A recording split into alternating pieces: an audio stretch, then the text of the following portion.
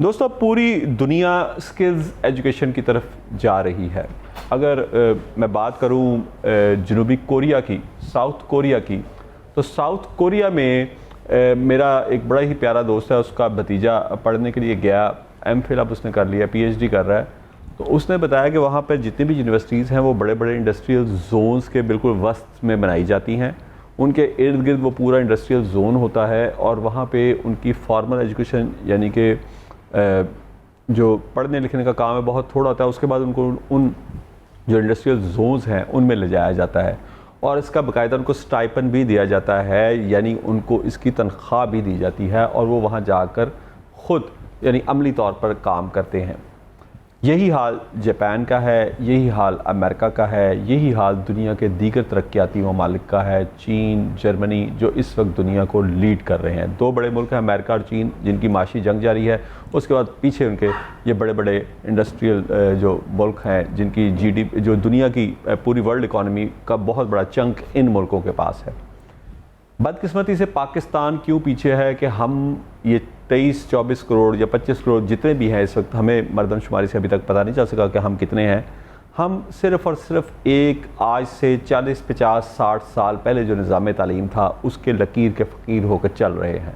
हमारे बच्चे बीए कर लेते हैं, एमए कर लेते हैं और हम बीए और एमए की एक फ़ौज ज़फ़र मौज पैदा करते चले जा रहे हैं और उसके बाद वो जगह जगह पर वो जूतियाँ घिसा रहे हैं, वो जगह जगह पर अपने सीवी ड्रॉप कर रहे हैं कि सर मुझे अल्लाह के वास्ते, मैं बड़ा बुरा लफ्ज़ लग रहा है मुझे ये ऑन एयर बोलते हुए कि अल्लाह के वास्ते मुझे नौकरी दे दें, मेरे पास मास्टर्स की डिग्री है।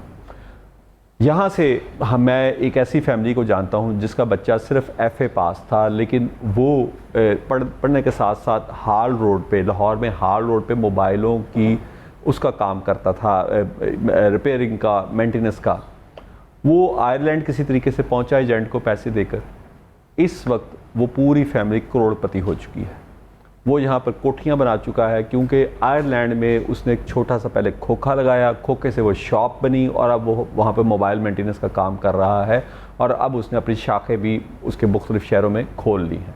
यानी एफ़ए पास जो इंग्लिश अब बड़ी मुश्किल से बोलता है, लेकिन चौंके उसके पास एक हुनर था और ये बड़ा छोटा सा मामूली सा हुनर है कि मोबाइल रिपेयर करना। किसी का अगर आईफोन 13 या 14 किसी वजह से काम नहीं कर रहा, उसमें कोई ख़राबी है, उसको रिपेयर करना और उसके वो मुंह मांगे दाम लेता है। ये पाकिस्तान में ऐसा क्यों नहीं हो रहा? क्यों हम ये बीए, एमए पास, ये दफ्तरों में बैठने वाले बाबू पैदा करते जा रहे हैं और हमारे पास आगे इसकी गुंजाइश तो बिल्कुल नहीं है। लाखों बेरोज़गार इसका सबूत है। इसका जवाब पंजाब हुकूमत की जानिब से सेक्रेटरी इंडस्ट्रीज़ व चेयरमैन टैप्टा एहसान भुट्टा साहब से बेहतर कोई नहीं दे सकता। मैं इनके मुतअद्दिद इंटरव्यू कर चुका हूँ, इनसे मुतासर भी हूँ, फील्ड में काम करते नज़र आते हैं। लेकिन अब देखना यह है कि इस जो जमूद है, ये जो बिल्कुल पानी खड़ा हुआ ख़राब हुआ है, इसमें ये क्या कर सकेंगे। अस्सलाम वालेकुम सर। वालेकुम अस्सलाम। सर पहले तो मेरे इंटरव्यू से माजरत, आप शायद इतफाक़ ना करते हों, लेकिन बिल्कुल मैं चूँकि सर बाहर जाने का इतफाक़ होता है, वहाँ पर देखता हूँ कि डॉक्टर से ज़्यादा, मसलन मैं अमेरिका गया तो मुझे ये जानकर हैरत हुई कि डॉक्टर से ज़्यादा प्लम्बर पैसे कमा रहा है। और ये भी पता लगा कि प्लम्बर अगर 3-4 दिन इकट्ठे काम करे तो फिर वो अगला वीक पूरा छुट्टी करता है, क्योंकि वो इतने पैसे कमा लेता है कि उसको फिर ज़रूरत नहीं होती अगला वीक काम करने की या अगले 2 वीक काम करने की। पाकिस्तान में ऐसा क्यों नहीं है? हम क्यों ऐसी, मसलन ये जो टैप्टा है, ये जो इस तरह के हमने खोले ही इस मकसद के लिए थे कि बच्चे हुनरमंद हों और अगर पाकिस्तान में उनको उस तरह यानी कि उस आमदन ना मिल सके तो हम उन्हें बाहर भेज सकें। लेकिन अब उस शोबे में भी इंडिया, बांग्लादेश यानी गल्फ़ जो अभी हमारी जन्नत थी वो अब छाते जा रहे हैं। उनके स्किल्ड बच्चे आते हैं और वो उन जॉब्स को लेते जा रहे हैं। तो हम कहाँ पे खड़े हैं सर? बहुत शुक्रिया जी, एक तो आपने मौका दिया। आज हम स्किल एजुकेशन के ऊपर बात करते हैं। जिस तरह आपने अपने ही इंटरव्यू में बता दिया, डिटेल में कोरिया की मिसाल दी है, बांग्लादेश की मिसाल दी है। बेसिक ना हमारे शायद में या हमारी साइकी में एक इशू बहुत बड़ा आ गया। हम शायद ये समझ बैठे हैं कि ये हमने तलीम जो लेनी है ना, ये नौकरी करने के लिए लेनी है। पहली बात ही है, हर कोई समझता है भाई मैंने एमए कर लिया है, एफए कर लिया है, बीए कर लिया है, तो हम ये कोई जॉब मिल जाएगी और हमने अपने जॉब में आराम से दफ्तर में बैठ के मैं काम करूँगा। ये वाइट कॉलर जॉब जिसे कहते हैं ना। अब देखें कोई सरकार, कोई दुनिया की सरकार जो अपनी जो यंग जनरेशन है उसको 100% नहीं दे सकती। अब दुनिया ने जो देखा है, या हमारे, मैं दूर नहीं जाता, अमेरिका या जर्मनी या उनकी तो बात ही नहीं करता। आप बांग्लादेश की मिसाल ले लें, चाइना भी बड़ा मुल्क हो गया है, इंडिया की मिसाल ले लें। उन्होंने क्या किया और हमने क्या किया? हम वाइट कॉलर जॉब के पीछे पड़े हैं। अफसोस की बात जो आपने बात की, मैं आपके इंटरव्यू से बिल्कुल इत्तेफाक करता हूँ। प्लम्बर ज़्यादा पैसे ले रहा है, डॉक्टर कम ले रहा है बाहर में, क्यों? सुने ज़रा, 2 महीने पहले आपने ख़बर पढ़ी होगी और मुझे उस दिन वाकई में बड़ा अफसोस हुआ था। 1400 PhD डॉक्टर पाकिस्तान के, वो HEC जो हायर एजुकेशन कमीशन इस्लामाबाद का है, उसके सामने एहतजाज कर रहे थे बैनर उठा के कि हमें नौकरियां दे दो। वो भाई 16-18 साल वो PhD करके और बेरोज़गार बैठे हैं, क्यों? क्योंकि उनके हाथ में हुनर नहीं है। रिसर्च करके डिग्रियां उन्होंने ज़रूर ले ली हैं, लेकिन अपने हाथ से काम करना उनको नहीं आता। अब यही मिसाल सुन लीजिए, 2020 में जब ये 21 में हुआ ना वर्ल्ड कप कतर का, हमारा मुस्लिम मुल्क, हमारा ब्रादर मुल्क है, उसने पाकिस्तान गवर्नमेंट को कहा कि 2 लाख हुनरमंद अफराद को हम वीज़ा देने को तैयार हैं, आप उनको भिजवा दें।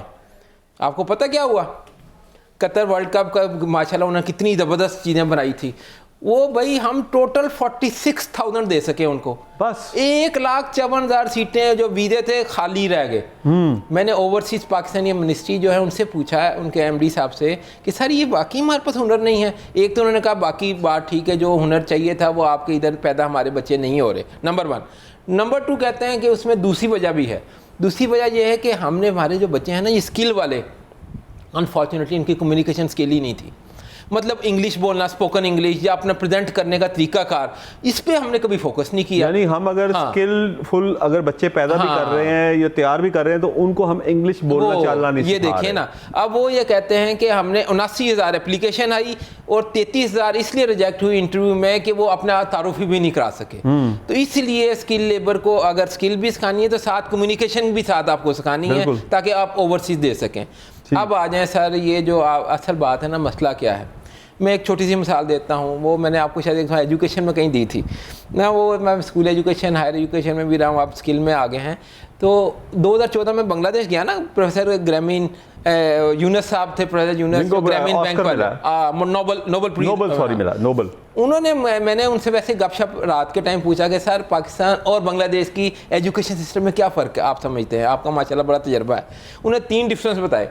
पहली चीज़ कि हम अपने 2 प्राइमरी लैंग्वेज, प्राइमरी बच्चे हैं 5वीं क्लास तक, उनको मादरी ज़बान में एजुकेशन देते हैं, बंगला में, इंग्लिश एज ए सब्जेक्ट पढ़ाते हैं। आपने इंग्लिश मीडियम, उर्दू मीडियम, मदरसा 3 स्ट्रीम बनाई हुई हैं। तो ये बहुत बड़ा फैक्टर है, इसलिए अपनी मादरी ज़बान में बच्चा को समझ आती है, तो वो ये आप करें, पहली चीज़। दूसरा कहते हैं हमारा जो है ना एलिमेंट्री लेवल 6ठी से 8वीं और 9वीं 10वीं जो सेकेंडरी लेवल है, 9वीं 10वीं क्लास, उसमें हर क्लास में एक बच्चा या बच्ची को स्किल सिखाते हैं। बच्ची है ब्यूटिशियन का, सिलाई कढ़ाई, डोमेस्टिक टेलरिंग जिसे कहते हैं, वो कोई ना कोई हुनर सीखे। लड़का है वो पंचर, साइकिल पंचर, ठीक है, मोटरसाइकिल पंचर। 9वीं 10वीं में बड़ा होता है हार्डवेयर, सॉफ्टवेयर, मतलब वो एजुकेशन फॉर्मल के साथ उन्होंने ब्लेंड कर दी है। हम कहाँ बैठे हैं, हम रिवर्स गियर ले लिया। आप याद रखते हैं, मैं भी सरकारी स्कूल में पढ़ा हूँ, मैंने 1980 की दहाई में जब हमने मैट्रिक किया था, 8वीं 9वीं 10वीं में इलेक्ट्रिसिटी या बिजली या वो क्या तरखान या लेबर, वो प्लम्बर, उनमें से एक काम हमने करना होता था, तो हमने सीखा था।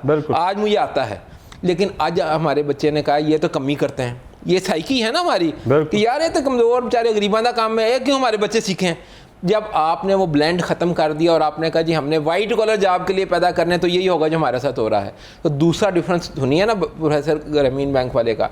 तीसरा वो क्या कहते हैं, प्रोफेसर जो है यूनस साहब कहते हैं, यार आपका और हमारे ना एक फ़र्क, दुनिया में 5 बड़े मुल्क हैं ना, जो यूथ बल जिसे कहते हैं, 64% ऑफ पॉपुलेशन पाकिस्तान की है जो 30 ईयर से कम की है। इतना यंग एनर्जेटिक, जिसमें वो इनिशिएटिव ले सकते हैं, डर खौफ कोई नहीं होता, काम कर सकते हैं, वो उसे यूथ बल या पॉपुलेशन डिविडेंड कहते हैं। बांग्लादेश भी वो उन 5 ममालिक में शामिल है दुनिया के। कहते हैं हमने जो यूथ यंग जनरेशन है उसको फारिग नहीं रहने दिया।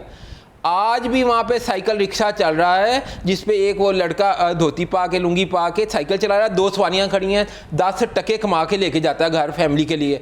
आपने क्या किया, आपने ह्यूमन राइट्स वायलेशन के नाम में 1980 की दहाई में साइकिल रिक्शा ही खत्म कर दिया। बिल्कुल किया था। देखें ना, गौर करें, अब वो जिनके रोजगार लगे थे वो सारे खत्म हो गए हैं। चिंगची और हम अब मोटरसाइकिलों पे या रिक्शे पे चले गए हैं, तो पोल्यूशन तो हो ही रही है। अब ये 3 डिफरेंस उठा के देख लें, यहाँ से आपका पूरा सिस्टम समझ आ रहा है। वो मुल्क जो हमारा ही बाजू था, आज वो बांग्लादेश कहाँ से कहाँ पहुँचा स्किल में, और हम क्यों पीछे खड़े हैं।